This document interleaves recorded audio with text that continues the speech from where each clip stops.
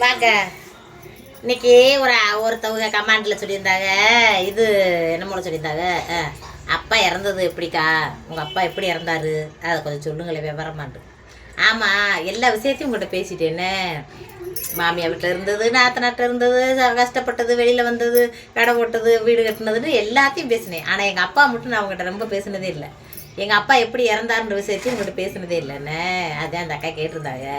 சரி சொல்லுவோம், இதில் என்ன இருக்குது, ஒவ்வொரு வீட்லேயும் ஒவ்வொரு சங்கட்டங்கள் வந்து சேருங்க. சந்தோஷமான வாழ்க்கை போய்கிட்டு இருக்கையில் சங்கட்டமான சில விஷயங்கள் வந்து நம்மளை வந்து அடையும். அது யாராலையும் மாற்ற முடியாது.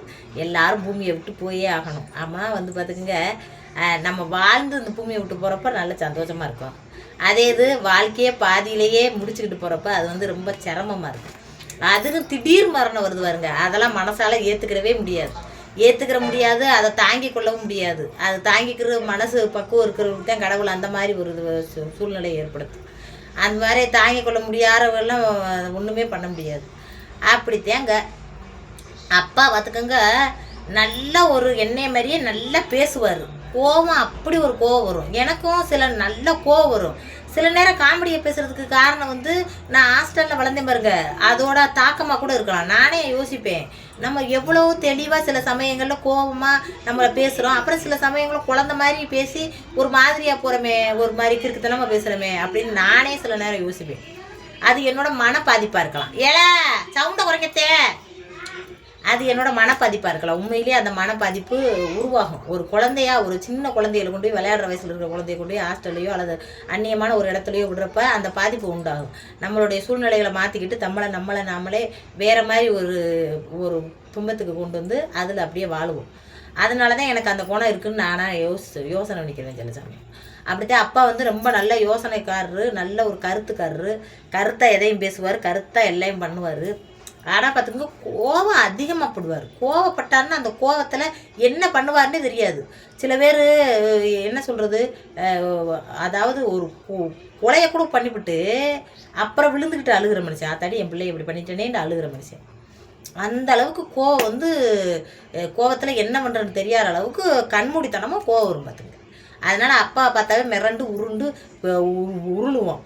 அங்கே வராரு அப்பாண்டா ஒரு சவுண்டு விடுவார், அப்படி சொல்லுவார். அந்த சவுண்டு கேட்டுச்சாக்கா எங்கள் அம்மா ஒரு பக்கம் போய் படுத்த மாதிரி நடிக்கி, நான் ஒரு பக்கம் போய் படுத்த மாதிரி நடிப்பேன். ஏன்னு கேளுங்க, சோறு ஓட பயந்துக்கிட்டு.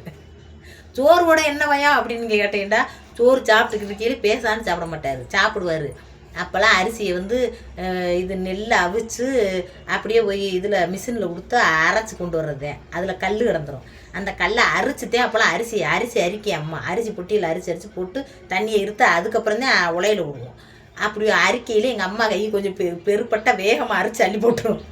அதில் கல் போயிரும் பார்த்துங்க. அதில் ஒரு கல், 2 கல், 3வது கல் வந்து 3-4 கல்லாக இருந்துச்சாக்கா சோறு ஒன்று வெளியில் தூக்கி எறிவார்.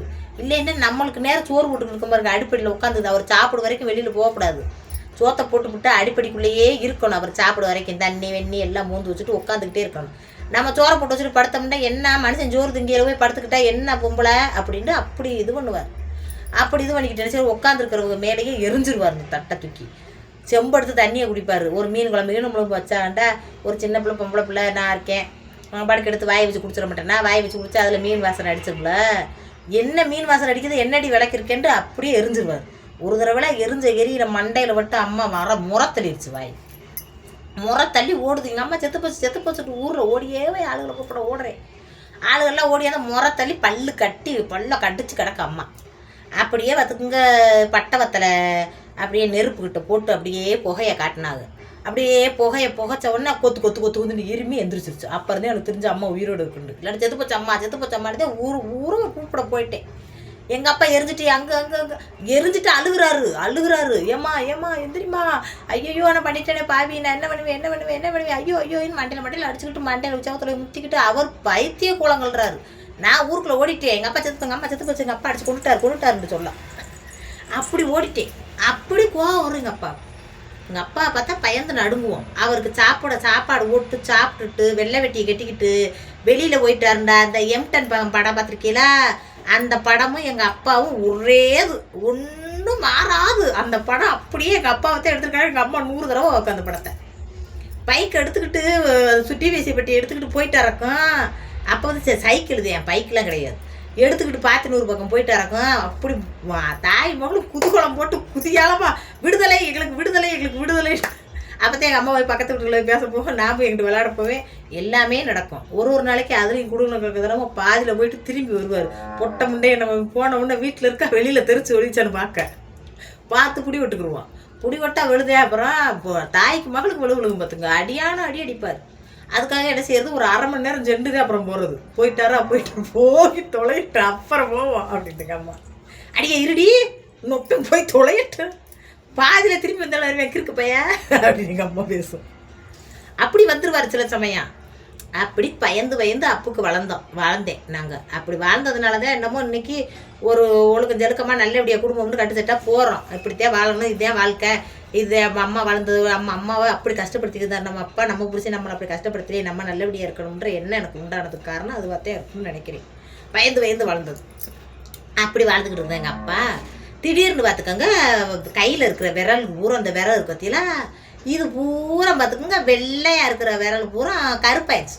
இந்த நெகம் பூரா கருப்பாயிடுச்சு. என்னடா கருப்பாகுது அப்படின்னு போய் டாக்டர்கிட்ட காட்டினா, இங்கே ஓடுற நரம்புல ஓடுற ரத்த ஓட்டம் நின்று அப்படியே வந்து இந்த கை வந்து பட்டு போகுது. ரத்த ஓட்டம் இல்லாமல் கை கொஞ்ச நாளில் இன்னும் பட்டு போயிடும். அப்புறம் கையை எடுக்க வேண்டிய சூழ்நிலை வந்துடும். நல்ல வேலை வந்தது வரைக்கும் ரைட்டு. ஆனால் ஆப்ரேஷன் பண்ணணும்ட்டாங்க. சரின்ட்டு காசை நிலவளமெல்லாம் அப்புறம் வந்து அப்போ அம்மாச்சி அப்பத்தா வீடு வந்து நல்லா விவசாயம் போட்டு கேணி தென்னை மரம் கேணி வச்சு அப்போலாம் வண்டி மாடு வச்சுருந்தா, கார் வச்சுருக்க வச்சம்மா பணக்காரவங்க வண்டி மாடு வச்சுருந்தா. வண்டி மாடு ஊட்டி அதில் கொய்யாப்பழமும் அது மாம்பழமும் தென்னங்காயும் அப்படி கொண்டு போய் பறித்து கொண்டு போய் தோட்டம் அப்படி சுற்றி தோட்டம் வச்சுருந்தாங்க. நல்லா இருந்தோம். எங்கள் பாகத்துக்களை பூரா விற்றுவிட்டு அப்பாவுக்கு போய் ஆப்ரேஷன் பண்ணுறதுக்கு போய் ஆஸ்பத்திரியில் சேர்த்துருந்தோம். அப்பாவுக்கு நல்லபடியாக ஆப்ரேஷன் ஆச்சு. ஆப்ரேஷன் ஆகி மாத்திரை வந்து வாழ்நாள் பூரா அவர் சாப்பிட்டுக்கிட்டு இருக்கணும்னு வாழ்நாள் பூரா சாப்பிட்டுக்கிட்டு இருந்தார் மாத்திரை. இதுக்கு இதில் பண்ணிட்டாங்க பார்த்துங்க. இந்த இடத்துல பண்ணிட்டாங்க. இந்த இடத்துல அறுத்து இப்படி ஆப்ரேஷன் பண்ணிட்டாங்க. பண்ணி வாழ்க்கை பூரா அவர் மாத்திரை சாப்பிட்ட மணிக்கத்தே இருக்கணும்ட்டாங்க. புதுக்கோட்டையில் ரொம்ப நாள் அவர் மாத்திரை சாப்பிட்டதை எங்கள் அம்மா ஊரிய சாக்கு, இந்த சாக்கு இருக்குத்தில சாக்கு பைய அதுலேயே அந்த அட்டையை பூரம் போட்டு வச்சுருக்கோம். மாத்திரை அட்டையை அவர் சாப்பிட்ட மிச்சம் அந்த அந்த வெறும் கூட போட்டு அந்த மூடை சேர்ந்துச்சு பார்த்துங்க. அதை இடைக்கு பிடிச்சிங்க அம்மா. அவ்வளோ ஒரு மூடை சாப்பிட்ருந்தாரு, அவ்வளோ மாத்திரை சாப்பிட்ருந்தாரு பார்த்துங்க. அப்படியே ஒரு 10 வருஷத்துக்கு ஆப்ரேஷன் பண்ணி நல்லாத்தான் இருந்தார். அதுக்கப்புறம் மாத்திரையில் கொஞ்சம் கொஞ்சமாக விட்டுட்டு நல்லா ஆகிட்டு நல்லபடியாக இருந்தவர். ஒரு நாள் காலையில் அதிகாலையில் குளிக்க போனவர் ஒரு 10 மணிக்கு. அவர் குளிச்சுட்டு வர வரைக்கும் சரி சாப்பாடு விடுறது எங்களுக்கு உண்மையிலே எங்கள் அப்பாவுக்கு சாப்பாடு விடுறது ஒரு என்ன சொல்கிறது, ஒரு பயந்த நிலையில தான் தாய் மகளுமே சாப்பாடு விடுவோம். அப்போ எங்கள் அம்மா வந்து சாப்பாடு விடுறதுக்காக சரி அவர் சாப்பிட்டு வரட்டும், குளிச்சுட்டு வரட்டும், நம்ம ஒன்று பேசிக்கிட்டு இருப்போம்னு நான் பேசிக்கிட்டு இருந்துச்சான்.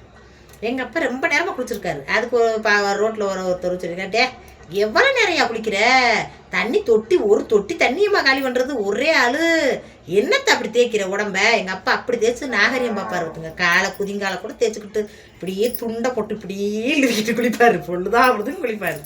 அவர் வைக்கிறாரு, சத்தம் போட்டு போகிறாரு, எம்பிட்டு நிரம்பியா ஒரு அளவா குளியா, அப்படியே நீ இருக்கிற மனுஷன் தானே கண்ணக்கரையே இருந்துக்கிட்டு உனக்கு அம்பிட்டு ஒரு குளியல் அப்படின்ட்டு போகிறாராம்.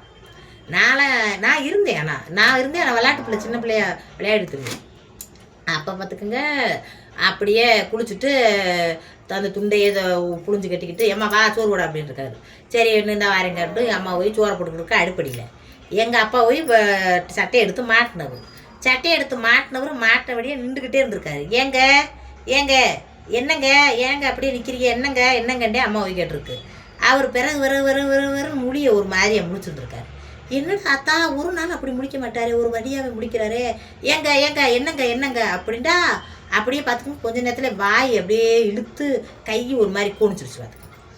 அம்மாவுக்கு ஒன்றும் புரியலை. ஆத்தாடி நான் என்ன செய்வேன் என் புருஷனுக்கு என்னாச்சுன்னு தெரியலையே, ஆத்தாடி எனக்கு சொல்லையில் மேலு பிள்ளை இருக்கும், ஆத்தாடின்னு அம்மா அலறி இருந்திருக்கு. அலறதை பார்த்து அக்கம்லாம் ஓடி வந்துட்டாங்க.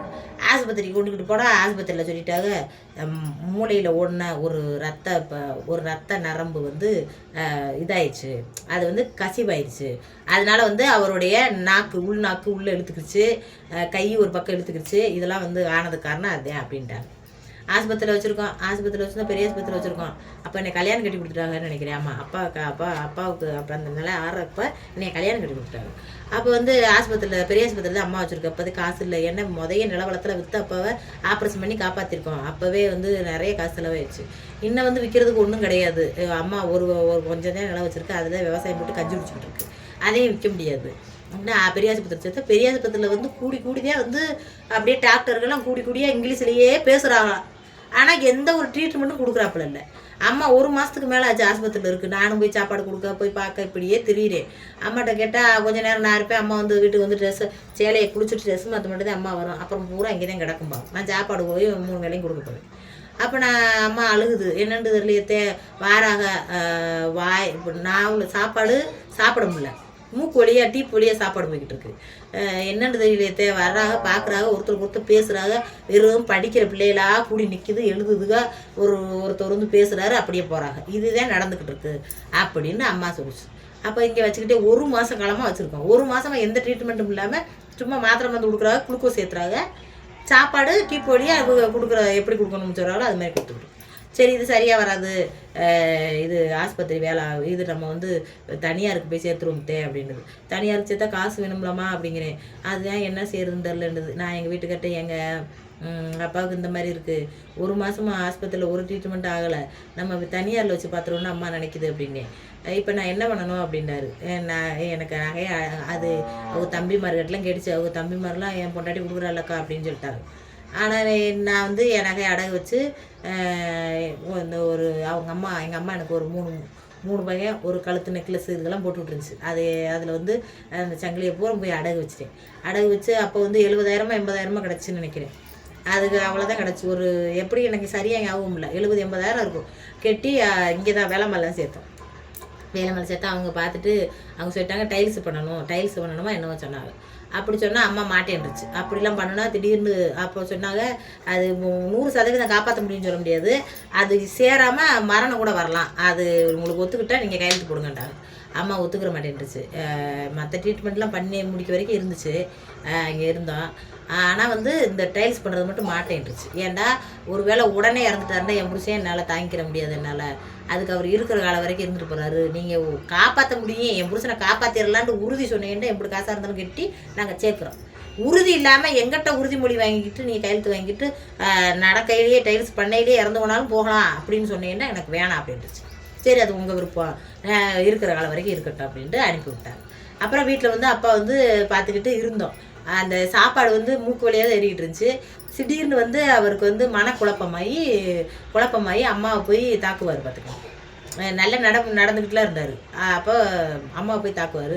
அம்மாவைத்தான் தாக்குவார், எங்களை ஒன்றுமே செய்ய மாட்டார். பார்த்துங்க, நான் அம்மா எல்லோரும் படுத்து கிடப்போம். எங்களெல்லாம் விட்டுட்டு என்னையும் தங்கச்சியெல்லாம் விட்டுட்டு எங்கள் அம்மாவை போய் அடிக்க போவார். பார்த்துக்கோங்க, அடிப்பார், மடியை பிடிச்சி இழுப்பார், எதுக்குன்னே தெரியாமல் பண்ணுவார். அம்மா வந்து என்ன இப்படி பண்ணுறாருன்னே பயந்துக்கிட்டு அப்படியே இருந்தோம். அப்படியே கொஞ்ச நாள் ஆச்சு. அப்படியே ரொம்ப இதாகிடுச்சு. உடம்புலாம் வந்து அப்படியே ஒரு மாதிரி புள்ளியாக அது இதாக ஆரம்பிச்சிச்சு. அப்படியே ரொம்ப கஷ்டமாயிடுச்சு. ரொம்ப அப்படியே ஒரு மாதிரி ஆகிட்டார். அப்பா பார்க்குறதுக்கு அப்பா மாதிரியே இருக்க மாட்டார். அம்மா தூக்கி கலர்லாம் கொடுக்குமா, அப்போலாம் விகாரமாக எனக்கு படும். அப்பாவோட கையை பார்த்து தான் எனக்கு அழுக வரும். அப்பாவோட இந்த மணிக்கட்டை பார்த்து தான் அழுக வரும். இந்த மணிக்கட்டை கையை பிடிச்சிக்கிட்டு எத்தனை நாள் அம்மாவை அடிக்க போகிறப்ப வேணாம்ப்பான்னு நான் அப்பாவை அமைக்க பிடிச்ச அந்த நாள் தான் எனக்கு ஞாபகம் வரும். அப்பாவோட நெஞ்சு பகுதி ரொம்ப படர்ந்த ஆளாக இருப்பார். ஆனால் அதெல்லாம் சுருங்கி ஒரு மாதிரி குறுகி, அவர் முகமெல்லாம் குறுகி, அவர் கண்ணெல்லாம் உள்ளே போய் அப்படியே பார்க்குறதுக்கே விகாரமான தோற்றத்தில் அப்படியே மாற ஆரம்பிச்சிட்டாரு. அப்புறம் பார்த்துன்னு வந்து அழுதுகிட்டே இருந்தோம். அப்புறம் வந்து அம்மா வந்து பார்த்துக்கிட்டே அப்பா வச்சு அம்மா தான் பார்த்துக்கிடுச்சு. நாங்கள் இப்பெல்லாம் இங்கே வந்துட்டோம். குறிச்சி வீட்டுக்கு வந்துட்டோம். அம்மா பார்த்து ரொம்ப விவசாயம் போட்டுக்கிட்டு அவரையும் பார்த்துக்கிட்டு அப்படியே ஒழிச்சு ரொம்ப மெலிஞ்சிக்கிட்டே போனார். அப்புறம் ஒரு நாள் தூக்கத்தில் தூங்கி கிடந்தவர் நைட்டில் நினைக்கிறேன் ஒரு 8 மணிக்கு போல் அப்படியே வந்து நாங்கள்லாம் பார்க்க போயிருந்தோம். அப்போ அப்பா பார்க்கறதுக்கு அவர் தினமும் போயிடுவேன். வாரத்தில் 2-3 தடவை போய் அப்பா பார்க்க போகிறேன்ட்டு. அப்போ ஒரு நாள் வந்து இறந்து போயிட்டார் நைட்டில். ஏன்னா அவர் இறக்குறப்ப நான் கூடயே இருந்தேன். அவர் இறக்குறப்ப எங்கள் அம்மா கையை நறுக்குன்னு இப்படி பிடிச்சிக்கிட்டாரு. நான் அப்படியே நெஞ்சில் விழுந்து அழுதேன். அப்படியே அழுகிறப்ப எங்கள் அப்பாவோட நெஞ்சில் அப்படியே குறுக்குன்னு அந்த சவுண்டு கேட்டுச்சு, கிடக்கிறன்னு. அம்மா வந்து கண்ணை மூடாதமாக உயிர் இருக்குமா அப்படின்னு நான் கற்றுனேன். ஆனால் வந்து அப்பாவுக்கு உயிர் இல்லை. அப்புறம் இறந்து போயிட்டார். அதுக்கப்புறம் அப்பாவை போய் நல்லபடியாக அடக்கம் பண்ணோம். அடக்கம் பண்ணுறப்ப ஆம்பளை பிள்ளை எல்லாரும் பொம்பளை பிள்ளை தலைப்பிள்ளை தான் கொல்லி வைக்கின்றாங்க. நான் அந்த மாதிரி சாத்திரத்தில் அங்கே இது என்ன செய்கிறது, அந்த இடுகாட்டுக்கு போகிறதே போனதில்லை. அந்த பாதியிலே ஊர்லேருந்து திரும்பி வந்துடுவோம். அப்போ தான் முதல் தடவை நான் இடுகாட்டுக்கு போயிருந்தேன். அங்கே நடக்கிற சாஸ்திரங்கள்லாம் பார்த்தேன். அப்போ எனக்கு என்ன தோணுச்சுன்னா, அப்பா குழியில் இறக்கி அங்கே அந்த இது வைக்க சொன்னாங்க. அது வரைக்கும் மனசு ரொம்ப கவலையாக அழுகையாக வைக்கவே மாட்டேன்ட்டேன். அதில் நெருப்பு வைக்க மாட்டேன்ட்டேன். ஆனால் அப்போ தலைப்பிள்ளையை மட்டும்தான் நெருப்பு வச்சு இருப்பாங்க, மற்றவங்களாம் புதைப்பாங்க. புதைச்சால் கூட அந்த நெருப்பு குச்சியை சொருக சொல்கிறாங்க, பின்னாடி கூடி சொருக சொன்னாங்க. நான் சொருக மாட்டேன்னே. அப்புறம் எல்லாருமே கையை பிடிச்சி சொருகினாங்க. சொருகி முடித்ததுக்கப்புறம் என்னன்னே தெரில, அந்த இடுகாட்டை விட்டு வெளியில் வர்றப்ப மனசு அப்படியே ஒரு மாதிரி கிளியராக இருந்துச்சு, ஒரு மாதிரியாக இருந்துச்சு எனக்கு. அந்த பாரமான அந்த எண்ணம் அதெல்லாம் இல்லாமல் மனசு அப்படி ஒரு மாதிரியாக இருந்துச்சு. உண்மையிலேயே கடவுள் ஒரு தெளிவை கொடுக்கும், உண்மையிலேயே ஒரு மாதிரியாக இருந்துச்சு. அந்த ஒரு மாற்றம் இருந்துச்சு எனக்கு. அப்படியே அம்மாட்ட சொன்னேன், அம்மா அது அப்பாவை உள்ளே இறக்கி இதெல்லாம் பண்ணுறப்பெல்லாம் எனக்கு ஒரு மாதிரி அழுகையாக, ஒரு மாதிரி கோகம்னு ஒரு மாதிரியாக அப்படி இப்படியோ இருந்துச்சுமா. அப்புறம் அவர் கொல்லி வச்ச அந்த நிமிஷத்துலேயே மனசு ஒரு மாதிரி மாறிடுச்சு அப்படின்னு. அது கடவுளே நம்மளுக்கு வழி வகுக்கும் அப்படின்னு அம்மா சொல்லிச்சு. அதுக்கப்புறம் அம்மா சந்தோஷமாக ரொம்ப கவலைப்பட்டுச்சானா இல்லை, ஏன்னா ரொம்ப கஷ்டப்பட்டுச்சுல. அப்பா ரொம்ப ரொம்ப கஷ்டப்படுத்துவார் அம்மாவை, நிஜமாவே அம்மாவை ரொம்ப ரொம்ப கஷ்டப்படுத்துவார். அதனால அம்மா இன்னும் நான் இருக்கிற வாழ்க்கையில் சந்தோஷமாக கடந்து போயிருவேன், உழைச்சி தப்பிச்சுக்கிருவேன் அப்படின்னு. ஏன்னா அப்பா கஷ்டப்படுத்துறது அம்மா மட்டும் கிடையாது, அக்கம் பக்கத்தில் சண்டை இழுத்துட்டு வந்துடுவார். பார்த்துங்க, சண்டை இழுத்து ஒருத்தர் அடித்து போலீஸ் கேஸு அப்படியே அம்மா செலவு பண்ணிக்கிட்டே இருக்கும். வட்டிக்கு வாங்கி செலவு பண்ணணும், அப்பா வெளியில் எடுக்கணும்னு இப்படியே கதறிக்கிட்டே கிடக்கும். காலத்துக்கும் கஷ்டப்பட்டுச்சு. எங்கள் அம்மா சொல்லும், எங்கள் ஆத்தா வயிற்றுலேருந்து குவாண்டு விழுந்த நாள்லேருந்து கஷ்டப்படுறேன், குவான்னு எனக்கு விவரம் தெரிஞ்ச நாள்லேருந்து ஆத்தா வீட்லேயும் கஷ்டப்பட்டேன். புருஷன் வீட்லேயும் புருஷனா நல்லவனாக இருக்காமல் இப்படி நல்ல மனுஷன்யா, நல்ல மனுஷன்னு சொல்ல முடியாது. சண்டை விட்டுருவார் திடீர்னு. அப்போ சண்டை வாய் வார்த்தை பேசிக்கிட்டு இருக்கோம்னா வாய் வார்த்தையில் பேச மாட்டார், அடிச்சிருவார். அடித்து மண்டை பிடிச்சா காலை பிடிச்சி ஏதோ ஒன்று பண்ணிட்டாருன்னா உடனே போலீஸ் கேஸ் ஆயிடும். அப்படி பல வேலை பார்த்துருவார். போலீஸுக்கு கேஸுக்கு நிறைய அம்மா செலவு பண்ணியிருக்கு. படிக்காத அது பாவம் எங்கிட்டாவது கூட்டிகிட்டு போய் யாராவது ஒரு வக்கீல் எதையாவது பேசி எப்படியாவது காசை வசூல் பண்ணி ஏமாத்திட்டு விட்டு ஓடிடுவார். இப்படி பல வழக்கில் கஷ்டப்படுச்ச அம்மா. அப்படித்தான் அப்பாவோட இறப்பு நடந்துச்சு. அதுதான் நடந்தது. எங்கள் அப்பா அப்படி தான் இறந்தார். லைக் பண்ணுங்கள்.